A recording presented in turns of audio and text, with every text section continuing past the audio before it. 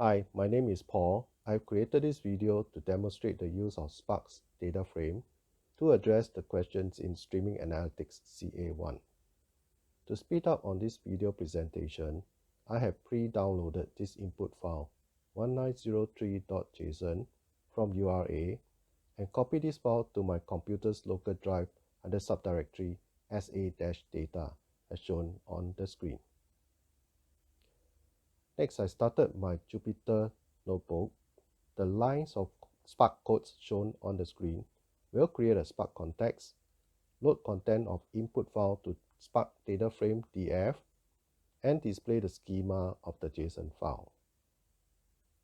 As you can see, there is an array result as shown in the schema, which contains fields such as project, launch to date, sold to date, district, and street, which are data required for this assignment. First 10 rows of DF data frame are displayed to show its content. From the output, I confirm that DF data frame contains array result and status columns. I went on to use the explode function to expand the array result in DF data frame and store the output from result to DF1 data frame. A count on the number of rows in DF1 showed that there are 131 rows of data, and display of the first 10 rows of DF1 revealed the name of projects and other information in array result. After examining and understanding the schema, I went on to perform transformations on DF1 to meet the specific column and data type required for this assignment. First, I extracted project, launch to date, sold to date, district, and street columns from DF1. Convert the data type of launch to date and sold to date columns to string and district to integer type, and load all these columns into a new DF2 data frame. After running the codes on the screen, the DF2 schema shows the required columns and their converted data type. First 10 rows of DF2 are displayed, and I observed that num units launched to date and num units sold to date columns have integers enclosed within brackets.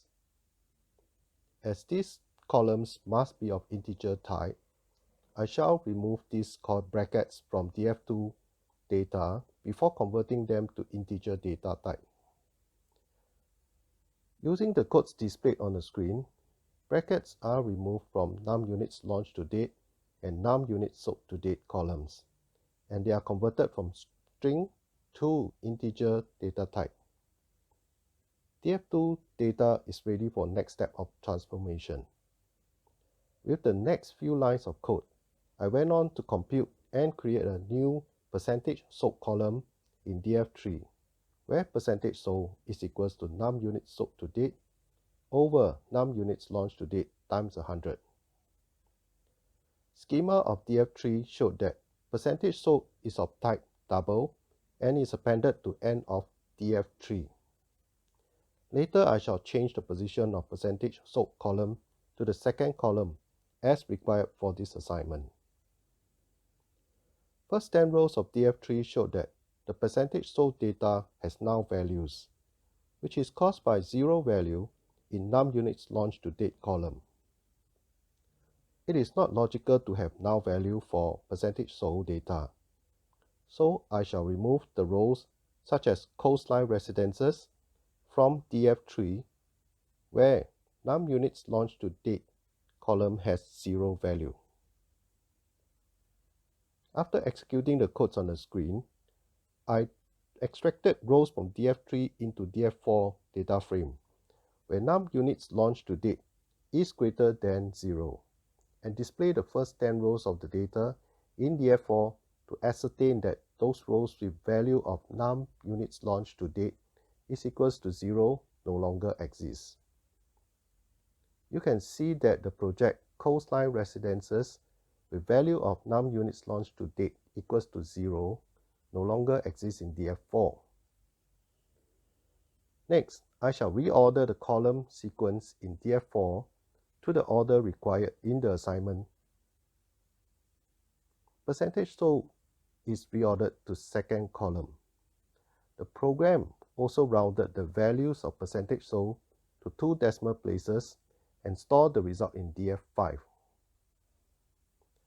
DF5 schema showed that the name and data type of each column is now in accordance to assignment requirement. Coming to the final step in transformation process, I executed the codes on the screen to extract top 20 unsold private properties from DF5, load them into DF6, and display contents in DF6 to confirm they are sorted in ascending order of percentage sold. After completion of the above transformation processes, I shall plot a bar chart showing the top 20 unsold private properties. The program code will convert DF6 to a pandas data frame using the call to pandas function.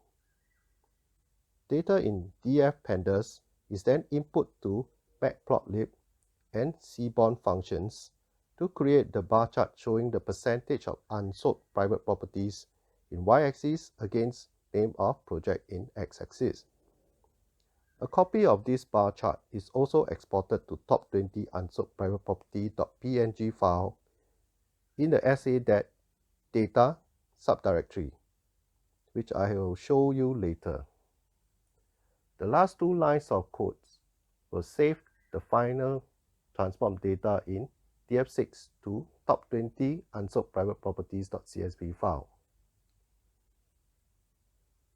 You can see the 2 files, top 20 unsold private properties.png and top 20 unsold private properties.csv in SA-data subdirectory as shown on the screen. Opening the PNG file will display the bar chart, and CSV file shows the 20 rows of data from DF6. Through this video presentation, I have provided answers to all the questions in Streaming Analytics CA1 on Spark's data frame. Details of the output for this assignment can be found in Section 3 of my documentation on Streaming Analytics CA1.